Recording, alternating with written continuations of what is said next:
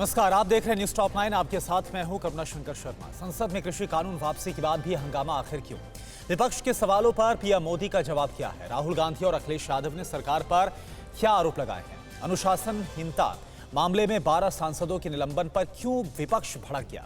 संसद में जारी पॉलिटिकल शीत युद्ध से जुड़ी बड़ी खबरें कौन सी हैं? आप देखिए न्यूज टॉप 9 सियासी संग्राम।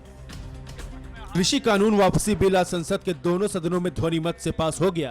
दोनों सदनों में बिल पर चर्चा नहीं होने पर विपक्ष ने जमकर हंगामा किया। अब कृषि कानून वापसी बिल मंजूरी के लिए राष्ट्रपति के पास भेजा जाएगा। कृषि कानून वापसी विधेयकों पर राहुल गांधी ने कहा कि सरकार संसद में चर्चा से डरती है। यही वजह है कि बिना डिस्कशन के कृषि कानून वापसी बिल पारित किए गए। राहुल गांधी के मुताबिक अब सरकार को मृतक किसानों के परिवारों को मुआवजा भी देना होगा।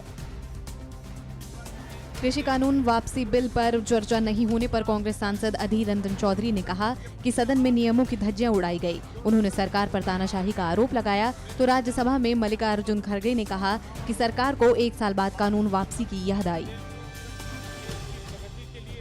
शीतकालीन सत्र से पहले पीएम मोदी ने साफ किया कि सरकार विपक्ष के हर सवाल का जवाब देने के लिए तैयार है। उन्होंने कहा कि सदन के अंदर संवाद, शांति और मर्यादा रहेगी तो जनहित के मुद्दों पर सार्थक चर्चा होगी। हालांकि अपील के बावजूद पहले दिन सदन में खूब हंगामा हुआ।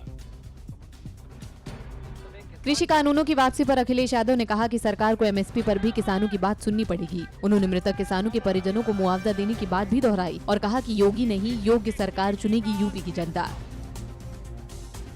एआईएमआईएम सांसद ओवैसी ने कहा कि चुनाव को ध्यान में रखकर संसद में कृषि कानून निरस्त किए गए हैं। ओवैसी के मुताबिक कृषि कानूनों की वापसी से मोदी सरकार को सबक मिला है। उन्होंने सीएए कानून को भी रद्द करने की मांग दोहराई।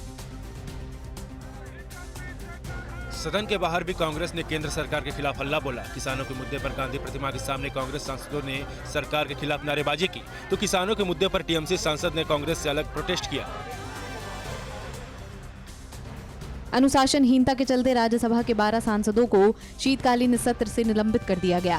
कांग्रेस, टीएमसी और शिवसेना के इन सांसदों पर मानसून सत्र के दौरान 11 अगस्त को राज्यसभा में दुर्व्यवहार करने पर कार्रवाई की गई है।